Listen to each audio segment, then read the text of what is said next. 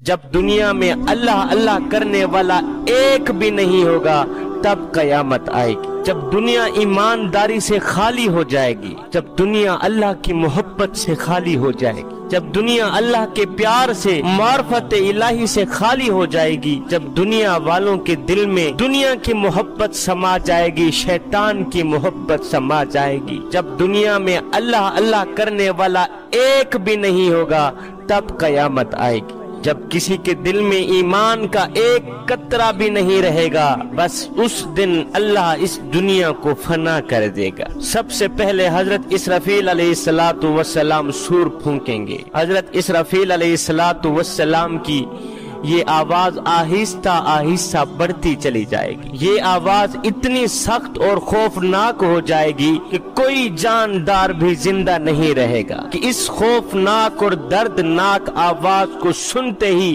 کوئی جاندار چیز زندہ نہیں رہے گی، کوئی جاندار اشیاء زندہ نہیں رہے گی۔ ایک دم زمین ٹوٹ پڑے گی، آسمان ہٹ جائے گا۔ اسرافیل علیہ السلام کی یہ خوفناک آواز سنتے ہی پہاڑ پتوں کی طرح اڑنے لگیں گے۔ جوانو، اس دن سوائے اللہ کی ذات کے ہر چیز فنا ہو جائے گی، ہر چیز تباہ و برباد ہو جائے گی۔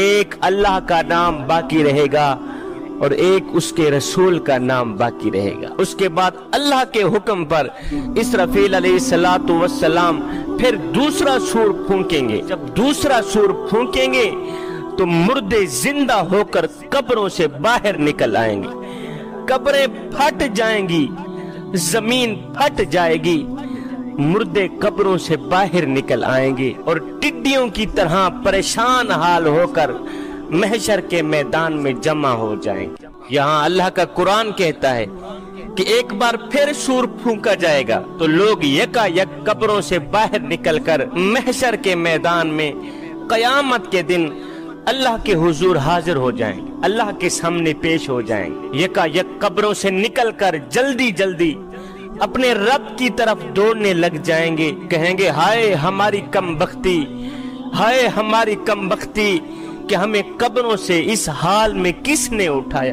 یہ خوفناک آواز دینے والا کون ہے؟ ہم کس کی آواز سن رہے ہیں؟ نادانو، یہ وہی قیامت ہے جس کا ہم سب سے اللہ تعالیٰ نے وعدہ کیا تھا۔ اللہ کے نبی سچ فرمایا کرتے تھے کہ بس ایک زوردار آواز آئے گی جس سے سب لوگ جمع ہو کر اللہ کے حضور حاضر ہو جائیں گے۔ پھر میرے اللہ نے دوسری جگہ ارشاد فرمایا اذا السماء انفطرت واذا الكواكب انتثرت واذا البحار فجرت واذا القبور بعثرت علمت نفس ما قدمت واخرت۔ اور جب آسمان پھٹ جائیں گے، جب ستارے بکھر جائیں گے، جب زمین پھٹ جائے گی، جب قبروں کے تمام مردہ لوگ زندہ اٹھائے جائیں گے، آج ہر نفس یہ جان لے گا جو اس نے آگے بھیجا ہے اور جو کچھ پیچھے چھوڑا ہے۔ آج ہر شخص یہ جان لے گا، ہائے پگھلے ہوئے تانبے کی طرح آسمان کے نیچے ہر آدمی کا حساب و کتاب ہوگا۔ کسی نے ذرہ برابر بھی نیکی کی ہوگی تو اس کے سامنے آ جائے گی۔ حضرت سیدنا عمر فاروق رضی اللہ تعالی عنہ، آپ ایک دن نماز پڑھ رہے تھے، جماعت کے ساتھ نماز پڑھ رہے تھے تو امام صاحب نے تلاوت بیان کی جس کا ترجمہ یہ تھا کہ اللہ تعالیٰ قیامت کے دن تمہاری چھوٹی سی چھوٹی نیکی بھی تمہارے آگے رکھ دے گا اور تمہارا چھوٹے سے چھوٹا گناہ بھی یعنی برائی بھی تمہارے آگے رکھ دے گا، پھر اللہ تم سے اس کا حساب لے گا، اللہ تم سے اس کا حساب لے گا۔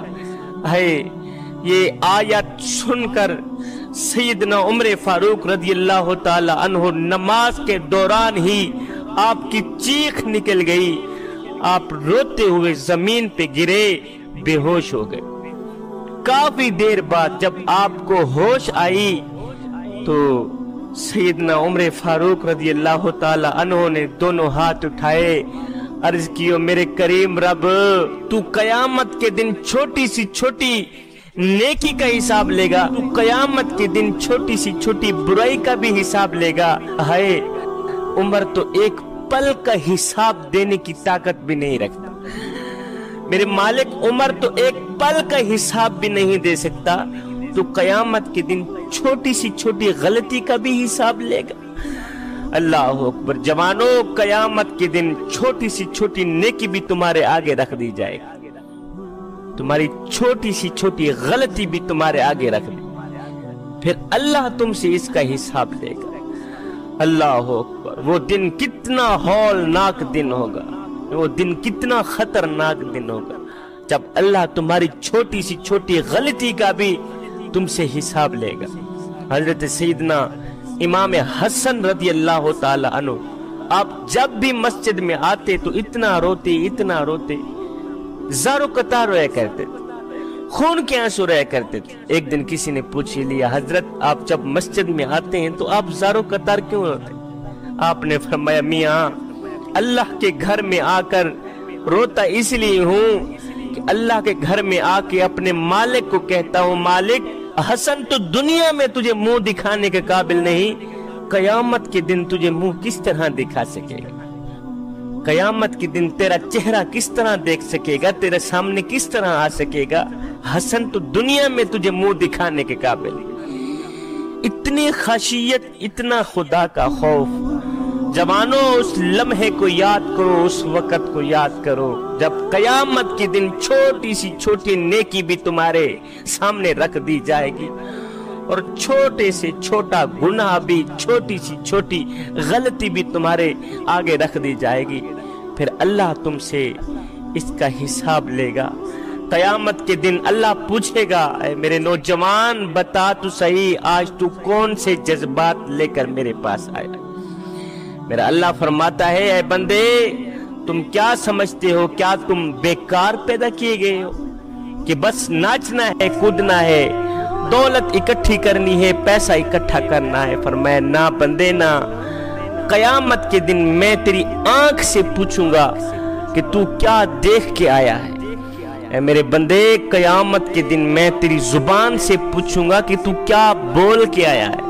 कयामत के दिन मैं तेरे कानों से पूछूंगा कि तू क्या सुन के आया है। कयामत के दिन मैं तेरे दिल से पूछूंगा तू कौन से जज्बात लेकर मेरे पास आया है। मियाँ किसका प्यार लेकर आया है, किसकी मोहब्बत लेकर आया है। ऐ बंदे, कयामत के दिन मैं तुझसे तेरी जवानी के बारे में पूछूंगा, और तेरी जवानी कहीं आवारगी में तो नहीं गुजरी, जवानी कहाँ गुजार के आया है तू, और तेरी जवानी रोड पे तो नहीं गुजरी, होटलों पे बैठ के ताश खेलते हुए तो नहीं गुजरी। साहिब, अगर मालिक को दुरुस्त जवाब ना मिला तो फिर क्या जवाब देगा? जवानों, कयामत के मैदान में, कयामत के बाजार में दो तरह के लोग होंगे। एक वो होंगे जिनके बारे में हुक्म होगा, अल्लाह ताला फरिश्तों को फरमाएगा, फरिश्तों इन्हीं एक साइड पे कर दो। ये वो लोग हैं जो दुनिया में मेरी खातिर रातों की तन्हाइयों में उठ उठ के रोया करते थे, जो दुनिया में मेरी खातिर, अल्लाह हो, मेरे जलवे की खातिर, मेरे दीदार की खातिर, जो दुनिया में रातों की तन्हाइयों में उठ उठ कर रोया करते थे, तड़पा करते थे, जो दुनिया में रातों की तारीकियों में उठ उठ के कुरान पढ़ा करते थे मेरे दीदार की खातिर, जो नमाजों में रोते थे, कयाम में रोया करते थे, रुकू में रोया करते थे, सजदों में रोया करते थे, अल्लाह अकबर, सिर्फ मेरे दीदार की खातिर। फरिश्तों, अब वक्त आ गया है दीदार कराने का। अब इन नेक लोगों को, मेरे दोस्तों को, मेरे यारों को एक साइड पे कर दो। इन मेरे महबूबों को कहो कि आज तुम्हारे दीदार का वक्त आ गया है। अल्लाह ताला तुम्हें अपना दीदार कराना चाहता है, अल्लाह ताला तुम्हें अपना मुखड़ा दिखाना चाहता है, अपना जलवा दिखाना चाहता है। फिर कयामत के बाजार में कुछ ऐसे बदबख्त लोग भी होंगे, कुछ ऐसे कम बख्त लोग भी होंगे कि जिसके बारे में हुक्म होगा, फरिश्तों इन कम बख्तों को एक साइड पे कर दो, इन जलीलों को एक साइड पे कर दो। ये वो जलील लोग हैं जो दुनिया में नमाज पढ़ना तो जहां रह गया, मेरे हुजूर झुकना तो जहां रह गया, ये मेरे घर को देखना भी गवारा नहीं करते थे। अल्लाह अकबर। इन्होंने कभी नमाज नहीं पढ़ी, कभी मुझे सजदा नहीं किया, कभी कुरान नहीं पढ़ा।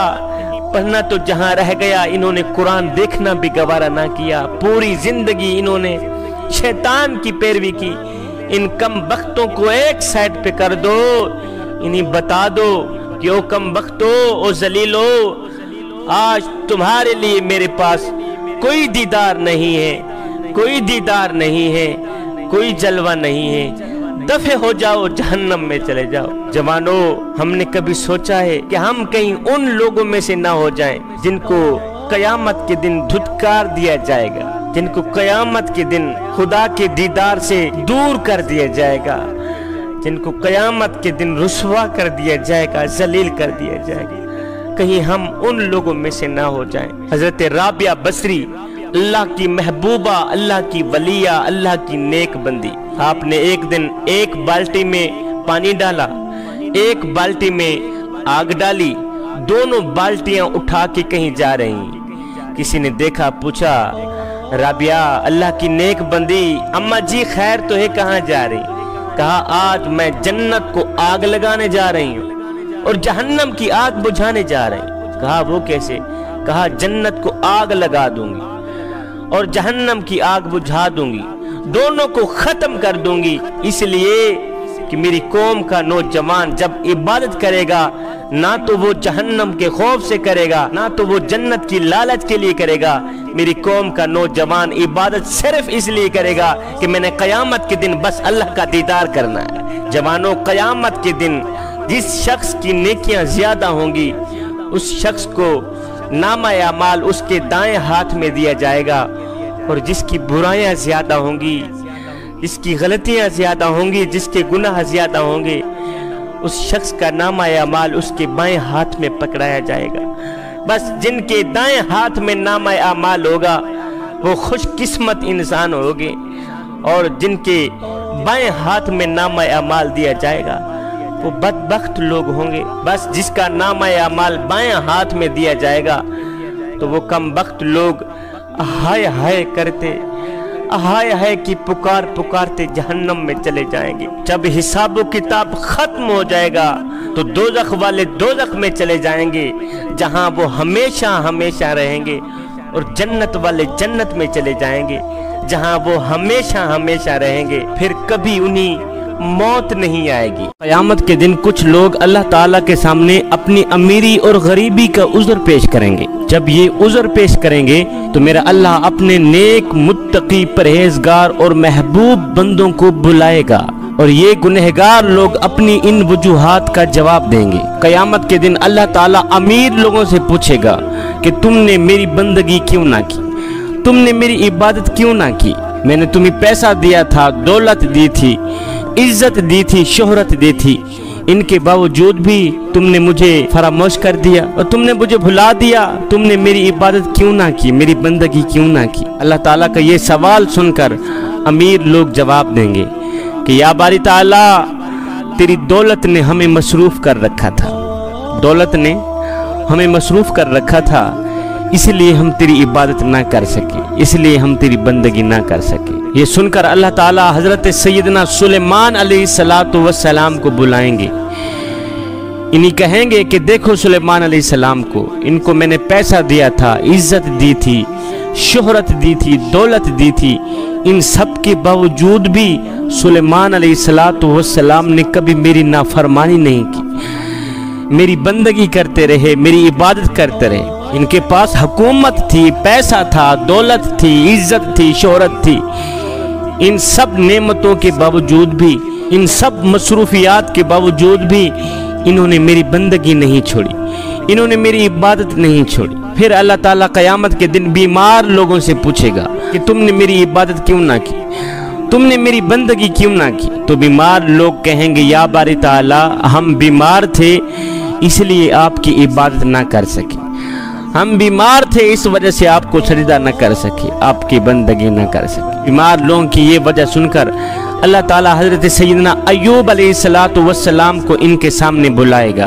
ان کے درمیان بلا کر میرا اللہ فرمائے گا، لوگو میرا ایوب تم سے زیادہ بیمار تھا، میرا ایوب تم سے زیادہ تکلیف میں تھا، اتنی بڑی بیماری کے باوجود بھی میرے ایوب نے میری عبادت نہیں چھوڑی، میری بندگی نہیں چھوڑی۔